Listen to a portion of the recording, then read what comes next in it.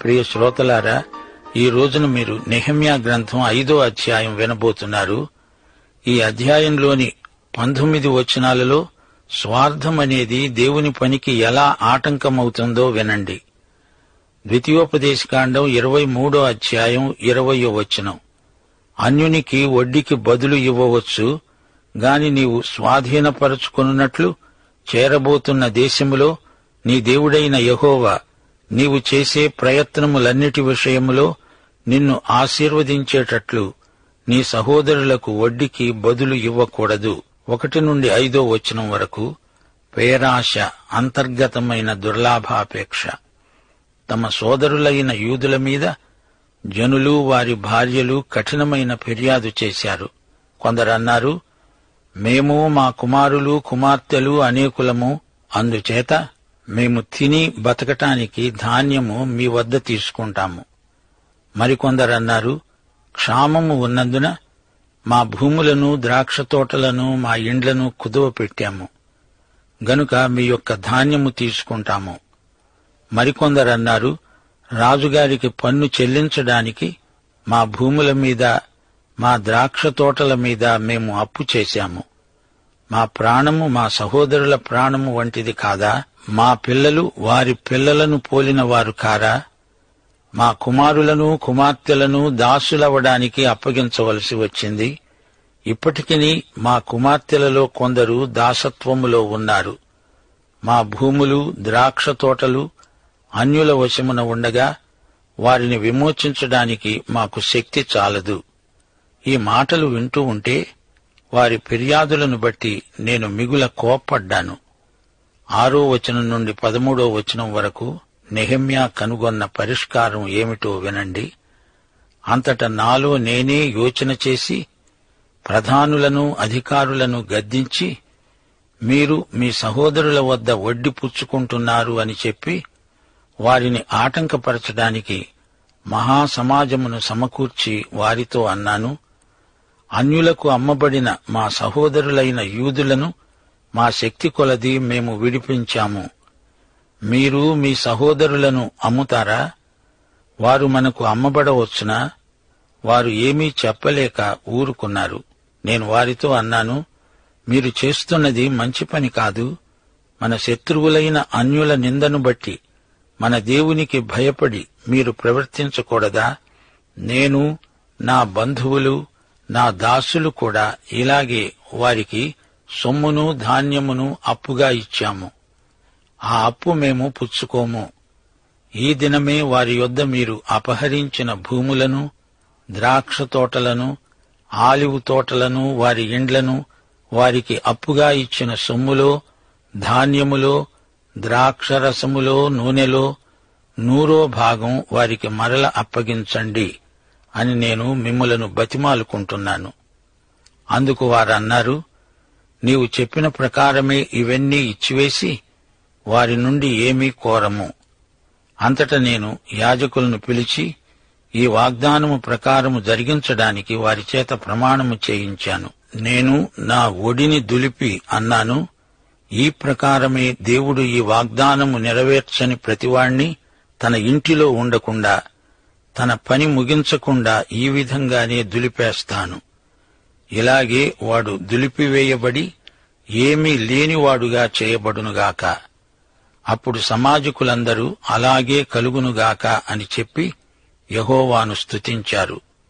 జనులందరూ ఇదే మాట చొప్పున జరిగించారు. సోదరీ సోదరులారా, గమనించారా? శత్రువు ఇప్పుడు లోపలికి జొరబడి ముట్టడిస్తున్నాడు. వారిలో పేరాశ దుర్లాభాపేక్ష చోటు చేసుకున్నాయి. కరువు రోజులు. ఈ అవకాశాన్ని ధనికులైన యూదులు తమ స్వార్థానికి వినియోగించుకుంటున్నారు. ఆర్థిక ప్రతిష్టంభనను ఆసరాగా తీసుకొని తమ సొంత సోదరులనే దోచుకుంటున్నారు. హగ్గయి 1వ అధ్యాయం 7-11వ వచనం వరకు. మీ ప్రవర్తనను గూర్చి ఆలోచించుకోండి. పర్వతములెక్కి మాను తీసుకొని వచ్చి మీరీ మందిరాన్ని కట్టిస్తే దానియందు నేను సంతోషించి నన్ను ఘనపరుచుకుంటాను. విస్తారముగా కావాలని మీరు ఎదురుచూచారు గాని కొంచెమే పండింది. మీరు దానిని ఇంటికి తేగా నేను దాన్ని చెదరగొట్టాను. ఎందుకంటారా? నా మందిరము పాడై ఉండగా మీరందరూ మీ మీ ఇండ్లు కట్టుకోవడానికి త్వరపడడం చేతనే గదా. కాబట్టి మీ మూలకంగానే ఆకాశపు మంచు కురవటం లేదు, భూమి పండటం లేదు.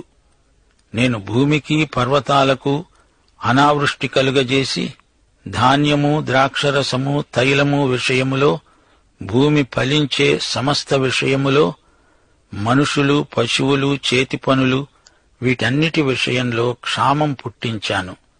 ఈ సమస్యకు నెహెమ్యా ఎలా స్పందించాడో విన్నారు గదా. నెహెమ్యాకు కోపం వచ్చింది. దేవుని బిడ్డలు కూడా కోపపడాల్సిన సందర్భాలున్నాయి. ఎఫెసీ 4:26 కోపపడండి గాని పాపం చేయకండి. సూర్యుడు అస్తమించే వరకు మీ కోపం నిలిచి ఉండకూడదు. మన కోపం మనుషుల మీద చూపకూడదు. వారు చేసిన తప్పు మీద కోపపడాలి. అది నైతికంగా పవిత్ర కోపమై ఉండాలి. లేకపోతే అది పాపమవుతుంది. జాగ్రత్త. నిర్గమకాండం 32:19 మోషే ఆ దూడను, వారి నాట్యాన్ని చూచాడు. అతని కోపం మండింది. అది సాత్వికుని కోపం. వారు చేసిన పాపం మీద కోపం. యేసు వారి హృదయ కాఠిన్యానికి దుఃఖపడి కోపముతో వారిని కలయచూచాడు. ఇది పవిత్ర కోపం. దేవుని బిడ్డలకు సైతాను మీద, వాడు చేసే చెడుతనం మీద కోపం రాదు అంటే వారిలో నైతిక నిశ్చయత, విశ్వాస సాహసం లోపించిందని అర్థం. తెలిసిందా? నెహెమ్యా మంచి ఆలోచనాపరుడు. ప్రతి విషయాన్ని విశ్లేషించి తరచి చూడందే అతడు తీర్మానం చెయ్యడు. సామెతలు 18:13, 29:22 చెప్పబడిన లక్షణాలు నెహెమ్యాకు ఉన్నాయి. సంగతి వెనకముందు ప్రత్యుత్తరమిచ్చేవాడు తన మూఢతను బయలుపరచి సిగ్గునొందుతాడు. కోపిష్టి కలహం రేపుతాడు. ముక్కోపి అధికమైన దుష్క్రియలు చేస్తాడు. ఈ సూత్రాన్ని నెహెమ్యా పాటించాడు గనుకే అతడు గొప్ప నాయకుడయ్యాడు. నెహెమ్యా తనకు సత్యమని రూఢిగా తెలిసింది వెంటనే అమలుపరుస్తాడు. వారి సహోదర ప్రేమను సవాలు చేశాడు. దేవుని వాక్యం పట్ల వారి వైఖరి ఎంత బలమైందో, స్థిరమైందో దాన్ని పరీక్షకు పెట్టాడు. నిర్గమకాండం 22:25 దేవుని మాటను వారు విస్మరించకూడదు. నా ప్రజలలో నీ యొద్ద ఉండే ఒక బీదవానికి సొమ్ము అప్పిస్తే వడ్డీకి ఇచ్చే వాని వలె వాని ఎడల జరిగించకూడదు. వానికి వడ్డీ కట్టకూడదు. గమనించండి, నెహెమ్యా తన వ్యక్తిగత జీవితాన్ని సాక్ష్యార్థమై మాదిరిగా వారి ముందుంచాడు. 12 సంవత్సరాలు వారి మధ్య గవర్నర్గా పనిచేశాడు. 14-19 నెహెమ్యా అంటున్నాడు, నేను యూదాదేశములో వారికి అధికారిగా నిర్ణయింపబడిన కాలం మొదలుకొని, అనగా అర్తహషస్త రాజు ఏలుబడియందు 20వ సంవత్సరం మొదలుకొని 32వ సంవత్సరం వరకు 12 సంవత్సరాలు అధికారికి రావలసిన సొమ్మును నేను గాని నా బంధువులు గాని తీసుకోలేదు. అయితే నాకు ముందుగా ఉండిన అధికారులు జనుల నుండి ఆహారము, ద్రాక్షరసము, 40 తులాల వెండి తీసుకుంటూ వచ్చారు. వారి పనివారు సహా జనుల మీద భారం మోపుతూ వచ్చారు. అయితే దేవుని భయము చేత నేను అలాగు చేయలేదు. నేను ఈ గోడ పని చేయగా నా పనివారు అదే పని చేస్తూ వచ్చారు. భూమి సంపాదించుకున్న వారము కాము. నా భోజనపు బల్ల వద్ద మా చుట్టూ ఉన్న అన్యజనులలో నుండి వచ్చిన వారు కాక యూదులు అధికారులు 150 మంది కూర్చుని ఉన్నారు. నా నిమిత్తము ప్రతిదినము ఒక ఎద్దును, శ్రేష్టమైన 6 గొర్రెలను సిద్ధం చేయబడ్డాయి. ఇవిగాక కోళ్లను, 10 రోజులకు ఒకమారు నానా విధమైన ద్రాక్ష రసాలను సిద్ధం చేశాను. ఈ ప్రకారంగా చేసిన ఈ జనుల దాస్యం బహు కఠినంగా ఉన్నందున అధికారికి రావలసిన సొమ్మును నేను అపేక్షించలేదు. నా దేవా, ఈ జనులకు నేను చేసిన సకలమైన ఉపకారమును బట్టి నాకు మేలు కలిగేటట్లుగా నన్ను దృష్టించు. ఇది నెహెమ్యా క్లుప్త ప్రార్థన. నెహెమ్యా మాదిరిని మా శ్రోతలు గుర్తించారా? నెహెమ్యా నిస్వార్థ జీవి. తనకు రావలసిన జీతం ఒక్క పైసా కూడా అతడు తీసుకోలేదు. మత్తయి సువార్త 7వ అధ్యాయం 1 నుండి 5వ వచనం వరకు నెహెమ్యాలో తేటగా అమలుపరచబడినట్లు చూడగలం. మీరు తీర్చే తీర్పు చొప్పుననే మిమ్మును గూర్చి తీర్పు తీర్చబడుతుంది. మీరు కొలిచే కొలత చొప్పుననే మీకు కొలువబడుతుంది. నీ కంటిలో దూలం పెట్టుకుని నీ సహోదరుని కంటిలో నలుసును చూస్తున్నాను అనుకుంటున్నావా? తన అధికారాన్ని నెహెమ్యా దుర్వినియోగపరచలేదు. ధారాళంగా ప్రజలకిచ్చాడు. వారి సంక్షేమానికే అహర్నిశలు పాటుపడ్డాడు. నెహెమ్యా మనస్సాక్షి తేటగా ఉంది. అందుకే అతడు దేవుని చేతిలో గొప్ప సాధనమయ్యాడు. నెహెమ్యా మంచి నాయకుడు. సోదరీ సోదరులారా, సంఘం లోపల అంతర్గతంగా స్వార్థముంటే నాయకులు దాన్ని పసికట్టి అలాంటి అభివృద్ధి నిరోధక శక్తులను రూపుమాపాలి. ఆదిమ సంఘ చరిత్రను ఒక్కసారి పరిశీలించండి. సైతాను బయటి నుండి సంఘాన్ని హింసించాడు. అది పనిచేయలేదు. అందుకని సంఘం లోపల నుంచే సమస్యలను కల్పిస్తూ వచ్చాడు. మానవ స్వభావం నాడు నేడు ఒకే రీతిగా ఉంది. యూదులలో ధనాశాపరులు వడ్డీ వ్యాపారం మొదలెట్టారు. మరమ్మతు కార్యక్రమంలో నిమగ్నమై ఉన్న వీరికి వ్యక్తిగతమైన సంపాదనకు వీలు చిక్కదు. అందుచేత డబ్బు వడ్డీకి తెచ్చుకోసాగారు. తమ ఆస్తిపాస్తులను తాకట్టు పెట్టుకుంటున్నారు. దీనివల్ల సహోదరత్వం ఎంతగానో దెబ్బతిన్నది. సహోదరుల మధ్య ప్రేమ వర్ధిల్లినంతకాలం బయటి నుండి శత్రువు వారినేమీ చేయలేకపోయాడు. కాని ఇప్పుడు వారి లోపలే కలహాలు బయలుదేరాయి. ప్రథమ సంఘంలో అననీయ సప్పీరాల వల్ల ఎలాంటి ఘోర శిక్ష ప్రాప్తించిందో మనకు తెలుసు. ధనానికి ఎంత దుష్టశక్తి ఉందో ఒక్కసారి కండ్లు తెరిచి చూడండి. ఇదే సమస్యను ఒక బాధ్యత గల నాయకుడుగా నెహెమ్యా పరిష్కరించవలసి వచ్చింది.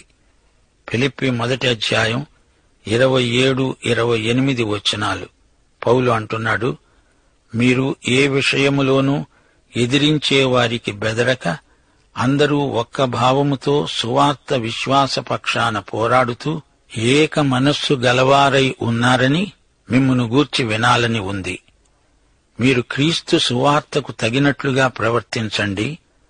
ఇలాగా మీరు బెదరకుండా ఉండడం వారికి నాశనం, మీకు రక్షణ కలుగుతుంది అనడానికి సూచన. ఇది దేవుని వలన కలిగినదే. యాకోబు పత్రిక 3వ అధ్యాయం 16వ వచనం ఇదే సత్యాన్ని ప్రబోధిస్తున్నది. మత్సరము వివాదము ఎక్కడ ఉంటాయో అక్కడ అల్లరి, ప్రతి నీచ కార్యము ఉంటాయి. యూదులు తమ సోదరుల నుండి వడ్డీ వసూలు చేయకూడదు అని ధర్మశాస్త్రం చెబుతోంది. తన ప్రజల మధ్య ఇలాంటి ధనాపేక్ష ఉండడం చూచినప్పుడు నెహెమ్యాకు కోపం వచ్చింది. నెహెమ్యా ఎంతో ఆలోచించాడు. కర్తవ్యాన్ని దేవుడే ఉపదేశించాడు. నెహెమ్యా అవినీతిపరులను బహిరంగంగా ఖండించాడు. వారి దురన్యాయ ప్రవర్తనను ఎండగట్టాడు. నెహెమ్యా తన ప్రజల మధ్య ఉన్న చెడుతనాన్ని చూచి కోపగించాడు. అంత కోపంలో కూడా అతని కండ్లు చెమ్మగిల్లుతున్నాయి. ధైర్యంతో సత్యం కోసం నిలిచి తన ప్రజలకు మేలు చేయడానికి నెహెమ్యా నిలిచాడు. సంఘంలో జరిగే అవకతవకలను ఖండించే నాయకులు నెహెమ్యా లాంటివారు మనకు ఈ రోజున కావాలి. సమాజంలో చెడుగు కనిపించినప్పుడు నెహెమ్యా చూచి చూడనట్లు ఊరుకోలేదు. దాన్ని ఖండించి బట్టబయలు చేశాడు. అతడు ఉదాసీనంగా ఉండే మనిషి కాడు, కార్యశీలి. సంఘాలలో కమిటీలు చేసే తీర్మానాల విషయమై జాగ్రత్త. యెహోవా ఈలాగు సెలవిస్తున్నాడు అనేది మన నినాదం. పాపాన్ని గద్దించకుండా దువ్వటం వలన చెడుగు విస్తరిస్తుంది. పిరికితనం పనికిరాదు. పాపాన్ని గట్టిగా గద్దించాల్సిందే. నెహెమ్యా ఎవరికీ భయపడకుండా పాపాన్ని ఎదిరించాడు. నెహెమ్యా ప్రాకారపు గుమ్మాలు మరమ్మతు చేశాడు.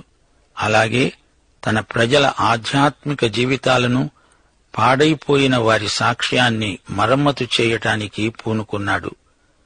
నెహెమ్యా గొప్ప సంస్కరణశీలి. తన ప్రజలతో అంటున్నాడు, మీ అవినీతిని బట్టి శత్రువుల మధ్య దేవుని నామం దూషించబడుతోంది. నెహెమ్యా ధనాపేక్ష ఏకోశానా లేని నాయకుడు. నేటి నాయకులు కొందరు తమకు రావలసింది ఒక్క పైసా కూడా విడువకుండా ముక్కు పిండి వసూలు చేసేవారున్నారు. నాయకులు త్యాగధనులై ఉండాలి. ధనికులైన యూదులను హెచ్చరిస్తూ నెహెమ్యా అన్నాడు, మీ సోదరులను మీరు దోచుకుంటారా? వద్దు, వారికి నష్టపరిహారమిచ్చి వారిని ఆదుకొనండి. ధనాపేక్ష విగ్రహారాధనతో సమానం. ఒంటె సూది బెజ్జంలోకుండా వెడితేనే ధనికులు, ధన వ్యామోహం గలవారు పరలోకానికి వెళ్లగలిగేది. నెహెమ్యా వారి నోటి సాక్ష్యంతో వారిని విడువలేదు, ప్రమాణం చేయించాడు. వారి ప్రతిజ్ఞను రాయించి సంతకం పెట్టించాడు. అది అతని వ్యవహార దక్షత. క్రైస్తవులు నిజాయితీపరులని లోకం తెలుసుకునేటట్లు మనం వ్యవహరించాలి. నెహెమ్యా ఒడి దులిపి, ఈ విధంగా దేవుడు మీ దుమ్ము దులుపుతాడు జాగ్రత్త అని హెచ్చరించాడు. మీ ప్రమాణాలను మీరు భంగపరిస్తే మిమ్ములను ఈ విధంగా దులిపి పారేయవలసి వస్తుంది, జాగ్రత్త అని వారిని మందలించాడు. గలతీ 5:12 పౌలు కూడా ఇదే భాషలో మాట్లాడాడు. మిమ్మును కలవరపెట్టేవారు తమను తాము ఛేదించుకొనటం మేలు అన్నాడు. ధర్మశాస్త్రవాదులు గలితీ సంఘంలో పెద్ద కలవరం తెచ్చిపెడుతుంటే పౌలు ఈ కఠినమైన మాట అనవలసి వచ్చింది. మరో మాట, నెహెమ్యా వ్యక్తిగత జీవితంలో కూడా ఎట్టి కళంకమూ లేదు. తాను ఉద్యోగి, జీతానికి పాత్రుడు. అయినా అతడు తన జీతమంతటిని కూడా తన ప్రజల సంక్షేమానికి త్యాగం చేశాడు. అతడు లంచగొండి కాడు, ధనాశ ఏకోశానా లేని పవిత్ర హృదయుడు. ప్రతిరోజూ నెహెమ్యాతో 150 మంది అతిథులు భోంచేసేవారు. కొత్తగా దూర ప్రాంతాల నుండి వచ్చిన యూదులకు వసతి కల్పించేవాడు. తన పనివారు కష్టించి పనిచేస్తూ ఉంటే తను విలాసవంతమైన జీవితం గడపడానికి అతని మనస్సు ఒప్పుకోలేదు. అతనికి తన ప్రజలన్నా వారి క్షేమమన్నా ఎంతో శ్రద్ధాసక్తులున్నాయి. నెహెమ్యా ఎంత గొప్ప నాయకుడైనా కొంతకాలానికి ప్రజలు అతణ్ణి మరిచిపోతారు. గనుక నెహెమ్యా ఇదే ప్రార్థన చేశాడు, దేవా, నీవు మాత్రం నన్ను మరచిపోవద్దు. ఎంత మంచి మనసు గలవాడో నెహెమ్యా! ప్రియ సోదరీ సోదరులారా, నెహెమ్యా లాంటి నాయకులు ఎలా తయారవుతారనుకుంటున్నారు? నెహెమ్యాలాగా ప్రతి చిన్న విషయానికి దేవునితో మాట్లాడుతూ ఉండాలి. భావజీవితంలోకి దేవుణ్ణి ఆహ్వానించాలి. దేవునితో మనకున్నదంతా పంచుకోవాలి. మన సమస్యలు, ఆలోచనలు, మనోభావాలు, మన దర్శనం ఇవన్నీ దేవునితో, యేసుక్రీస్తుతో ఎప్పటికప్పుడు పంచుకుంటూ ఉండాలి. ఆ తరువాత దేవునితో నడుస్తూ ఉండాలి.